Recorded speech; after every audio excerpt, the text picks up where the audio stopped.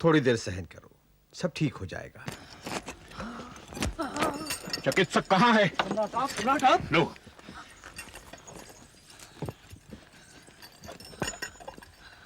धम्मा।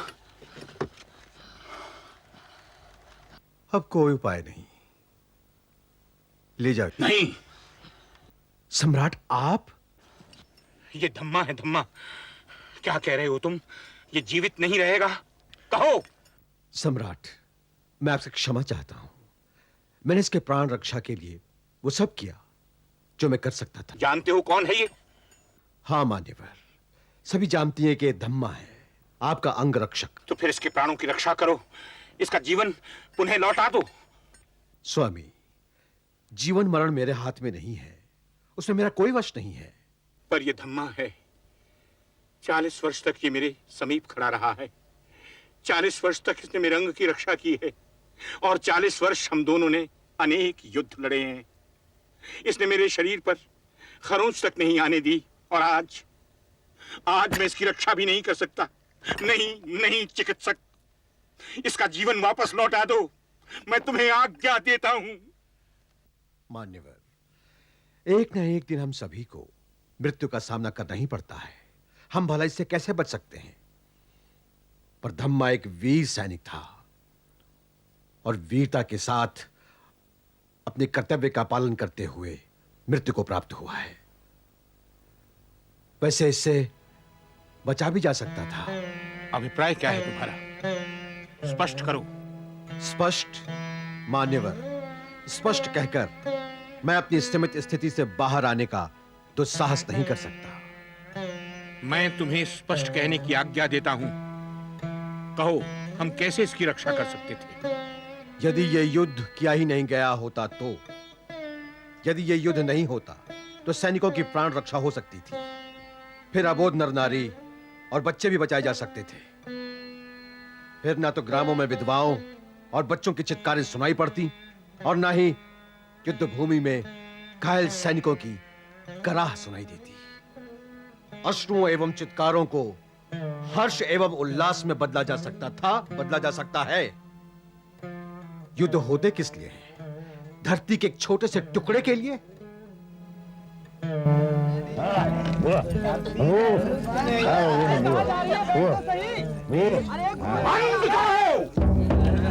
बंद करो ये समारोह। अब कोई समारोह नहीं होगा, मदिरापान नहीं होगा। इन महिलाओं को इनके घर जाने दो। क्यों? हमने इनके पति, पिता और भ्राताओं को मारकर युद्ध में विजय प्राप्त की है। अब हम इनके साथ प्रेम विनोद क्यों ना करें? हम आज तक ये करते रहे हैं। तुमने आज तक जिनके प्राण लिए हैं, उनमें से एक को भी जीवित किया है, उन्हें जीवन दान दिया है। यदि तुमने उन्हें जीवन दान दिया है तो हो जाने दो ये समारोह, मनाते रहो उत्सव। मैं तुम्हें रोकूंगा नहीं। दिया है जीवन दान।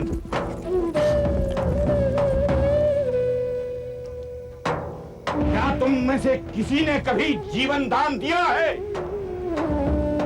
क्या तुम में से किसी ने कभी घायल सैनिकों को प्रेम दिया है? प्रेम देकर उनका प्रेम पाया है कोई ऐसा?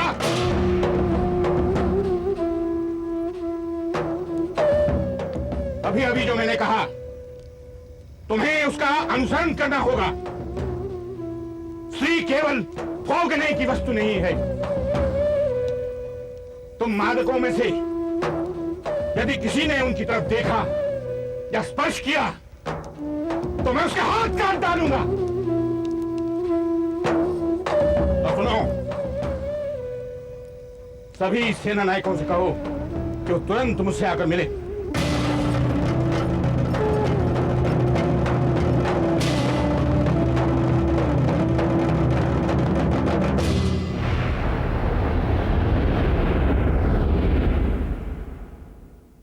आज कितने सैनिक मारे गए? युद्ध में आज का दिन पिछले कई दिनों की तुलना में हमारे लिए बहुत गौरवशाली रहा महाराज। हमने शत्रु सेना के 1.5 लाख सैनिकों को मार गिराया। यह हमारी महान विजय है सम्राट। मान्यवर, सहस्त्र हाथी और घोड़े भी मारे गए हैं। क्या दृश्य है, चारों ओर मृतक ही मृतक। कैसी महान विजय है। और यह विजय आपके नेतृत्व की प्रेरणा से ही संभव हो सकी है सम्राट। और हमारे कितने सैनिक हताहत हुए? यह क्षति भी अधिक ही है मान्यवर। लगभग 50 सहस्त्र सैनिक हताहत हुए हैं। परंतु युद्ध में तो यह होता ही रहता है। महत्वपूर्ण बात तो यह है कि इतना सब होने के पश्चात भी आपकी श्रेष्ठता पर कोई आंच नहीं आई है। अपितु आज इस संसार पर चलने वाले आप विश्व के श्रेष्ठतम सम्राट हैं। अपने 50 सहस्त्र सैनिक गंवाकर मैं महानतम सम्राट बन गया। हाँ सम्राट, समूचे विश्व में आपका नाम सुनते ही जनसाधारण कांप उठते हैं। कलिंग का नाम सदा इतिहास में बना रहेगा। तो मैंने क्या केवल भय ही उत्पन्न किया है? कलिंग के यही नागरिक मुझसे प्रेम करते हैं, सम्मान करते हैं मेरा। अवश्य करेंगे सम्राट, नहीं तो उनका मस्तक उनके कंधे पे नहीं रहेगा। अब हमें एकांत चाहिए। जी सर। पीतशोक कहाँ है? अपने शिविर में होगा मान्यवर। उसे देखो और तुरंत मेरे पास भेजो।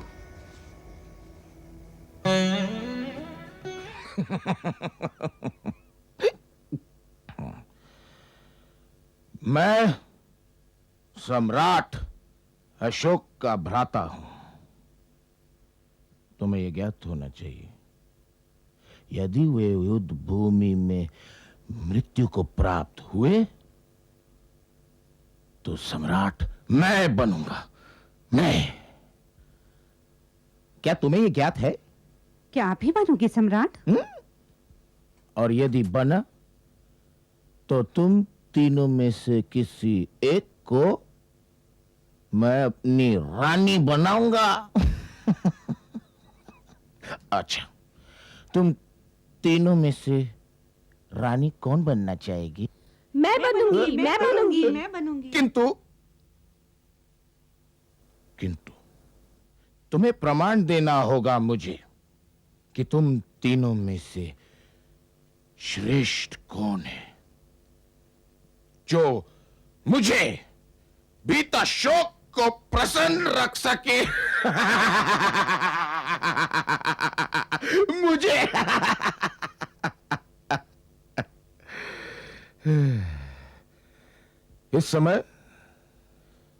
इस समय क्यों आए हो तुम?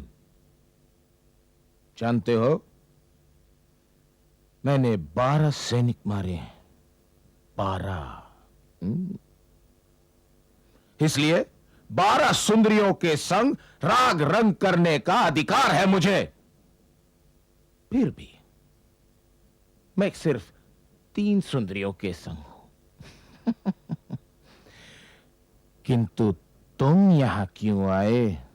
सम्राट ने स्त्री लंपटता और मदिरापान को निषिद्ध घोषित किया है। महाराज ने आपको शीघ्रातिशीघ्र भेंट करने की आज्ञा दी है और इसीलिए मैं आपके पास आया हूं। मुझे मिलना चाहते हैं? अभी उनकी मुद्रा कैसी थी? क्या वो क्रोधित थे? कैसे लगते थे? वो मैं नहीं जानता, परंतु पिछले कुछ दिनों की तुलना में आज वो कुछ भिन्न मुद्रा में थे। मैं तनिक तनावग्रस्त अनुभव कर रहा हूं। ये सर्वथा अरुचिकर है। जब मैं शिशु था तब सम्राट के क्रोध ने मेरे सभी भ्राताओं को यमलोक भेज दिया था। तब मैं सुरक्षित रहा, किंतु आज प्रतीत होता है आज का दिन अशुभ है। लगता है अब मैं जीवित नहीं रहूंगा। मैं भयभीत हूं सेनापति। यदि एक मनुष्य वहां रहा होता तो मैं बच जाता। केवल एक मनुष्य। आपका अभिप्राय महामात्य से है? हाँ, खलातक गुप्त, वही मेरी रक्षा कर सकता है, मगर वो तो यहां है ही नहीं। सेनापति, क्यों ना तुम कुछ सुंदरियों को लेकर उनकी शिविर में जाओ, मगर तुम ये नहीं करोगे। मुझे लगता है ये भिन्न प्रकार की समस्या है। अरे यहां कोई है? मुझे मदिरा चाहिए।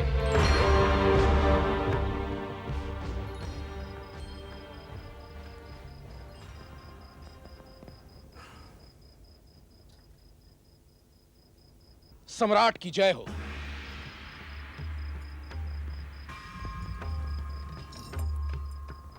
आओ इच्छुक, आओ। सम्राट की जय हो। आपने मुझे बुलाया, आपकी आज्ञा अनुसार मैं उपस्थित हूं। तुमने मदिरा पान किया है?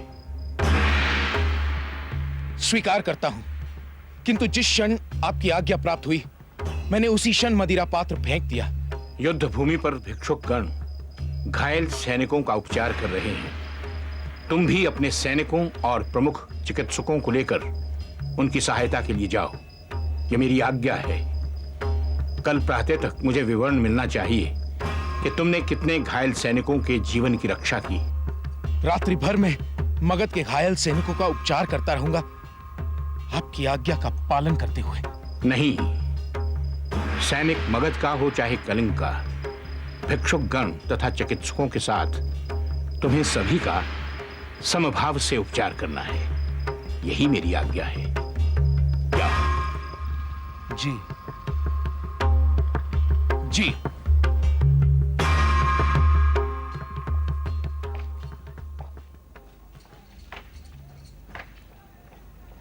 क्या युद्ध भूमि में आपके साथ जाने के लिए अपने दल को तैयार करें? शत्रु के मरते हुए घायल सैनिकों की सेवा के विषय में किसी ने सुना ही क्या? ठीक है, पर परोपकार मेरे इस अश्व से शुरू होगा। मेरा ये अश्व उन मरते हुए सैनिकों से अधिक महत्वपूर्ण है।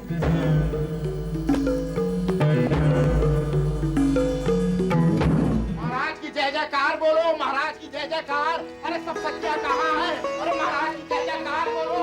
अरे तुम क्या कर रहे हो? महाराज की जय जयकार बोलो। महाराज पधार रहे हैं। अरे महाराज की जय जयकार बोलो। अरे महारानियों को तो सूचित करें कि महाराज पधार रहे। अरे शंख बजाओ, उल्लास बनाओ, महाराज पधार रहे हैं। अरे खड़े खड़े मेरा मुंह क्या तक रही हो? अरे जल्दी जाओ ना। अरे महाराज पधार रहे हैं। अरे महाराज पधार। अरे सखियों सब किधर हो? अरे कहीं ये सैनिकों के साथ तो नहीं चली गई? इतना बड़ा महल कहाँ कहाँ ढूंढूं मैं? पता नहीं किस कोने में बैठ गई होंगी। और महारानी ने क्या कहा? अब वो क्या कहती? महारानी तो अब तुम्हें बनना है। महारानी की तो कोई संतान है नहीं, और तुम कुणाल की माता। तुम्हें तो बस इतना करना है, किसी तरीके से राजा को अपने नियंत्रण में कर लो।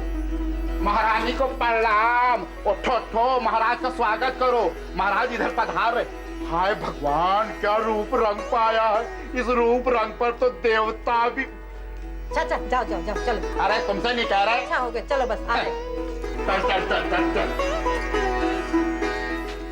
प्रणाम महारानी, भगवान ने आपकी विनती सुन ली। आपके स्वामी युद्ध में विजयी होकर लौट रहे हैं। प्रणाम।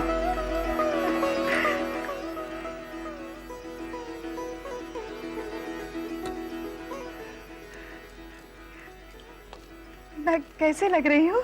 सुंदर। और सजो धजो, महाराज विजयी होकर पधार रहे हैं। क्या? फिर वो भी साथ आए होंगे, है ना?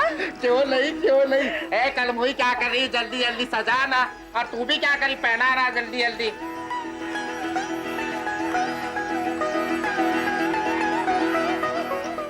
ए बिटिया, इतना शांत क्यों हो? आनंद बनाओ, आनंद बनाओ। आज तो सारे महल में सब लोग दिवाली मना रहे हैं, क्योंकि आपके पिताश्री विजय होके इधर पधार रहे हैं। क्या?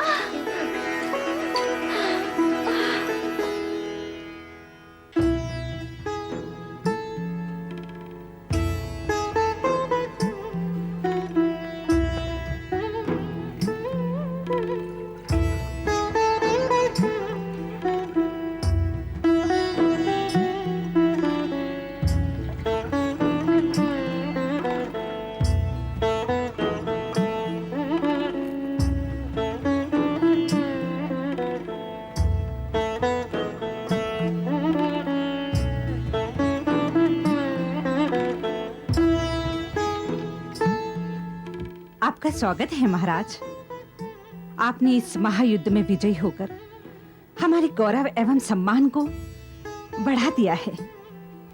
आज आप जम्बूद्वीप के मुकुट पर एक उज्जवल हीरे की भांति सुशोभित हो रहे हैं और इससे भी अधिक प्रसन्नता का विषय ये है कि आप सकुशल पाटलिपुत्र लौट आए हैं। आप इसी तरह सदैव विजय और दीर्घायु हो।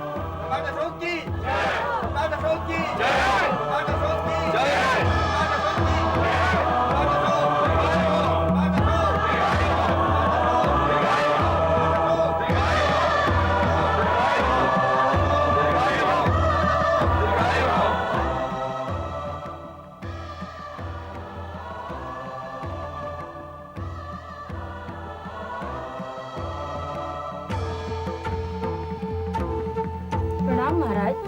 महामंडलाधिकारिणी रानी पद्मावती प्रवेश कर रही हैं।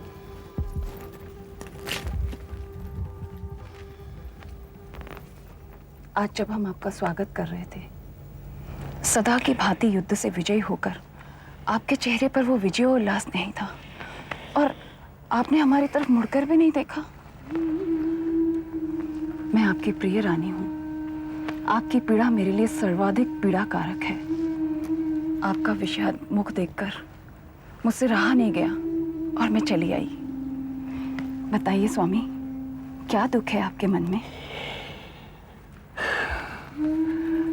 मैं पराजित हो गया हूं पद्मावती। इस विजय का रूप विजय जैसा है ही नहीं। पराजित और आप? सम्राट अशोक और पराजित? नहीं नहीं, सम्राट अशोक और पराजय ये दोनों विरोधी शब्द हैं। ये दोनों कभी एक जगह मिल ही नहीं सकते महाराज। परंतु आज पहली बार मिल रहे हैं। सूर्य और चंद्र में ग्रहण तो लगता ही है ना रानी। फिर सम्राट अशोक पराजित क्यों नहीं हो सकते? राजधानी के राजमार्ग, गलियों और राजभवन के सैनिकों सभी के मुख पर कलिंग विजय की चर्चा है और आप जो चर्चा कर रहे हैं वो विजय का अर्थ जानते ही नहीं। इस विजय ने पराजय से भी मेरा परिचय करा दिया है।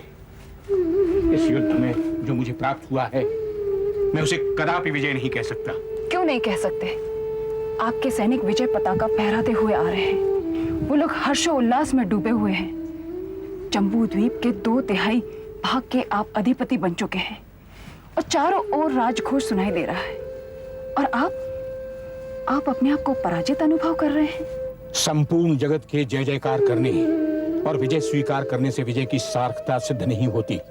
विजय की सार्थकता सिद्ध होती है शत्रु की स्वीकृति से, और आज मेरे शत्रु ने मेरी विजय को स्वीकार नहीं किया।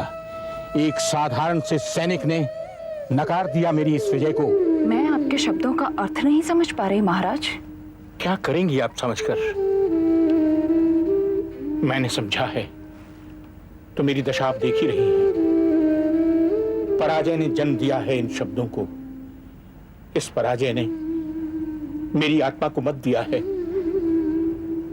आपकी ऐसी मनोदशा मैंने पहले कभी नहीं देखी महाराज। शत्रु के एक घायल और साधारण सैनिक ने पहुंचाया है मुझे इस ग्लानिपूर्ण मनोदशा तक। आश्चर्य है, एक सूखे पत्ते ने एक वट वृक्ष को हिला दिया। सूखे पत्ते के साथ भी यदि झंझावत वेग और बवंडर हो तो यह संभव है। उस घायल सैनिक के साथ भी स्वाभिमान और आत्मसम्मान का प्रबल वेग था। वो प्यासा था, तृष्णा से छटपटा रहा था, घायल था। मृत्यु ने उसे चारों ओर से घेर लिया था। मैंने उसे जल तथा चिकित्सा दोनों उपलब्ध करवाने एवं उसकी जीवन की रक्षा का आश्वासन दिया। पर क्या महाराज? उसने मेरे सारे प्रलोभन तथा आश्वासन ठुकराकर सहर्ष मृत्यु वर्ण करना स्वीकार किया। आत्मसमर्पण तथा मेरी विजय को स्वीकार नहीं किया। शत्रु के साधारण सैनिक के शब्द और उसके व्यवहार को इतना महत्व क्यों दे रहे हैं सम्राट? वो साधारण अवश्य था, परंतु उसका व्यक्तित्व, उसकी गरिमा असाधारण थी। आप ही ने तो कहा था कि सम्राट अशोक जैसे वटवृक्ष को हिलाने वाला सूखा पत्ता साधारण नहीं हो सकता। उसका मृत शरीर युद्ध भूमि में पड़ा था। वो मर अवश्य गया, परंतु मेरे भीतर कुछ जीवित कर गया।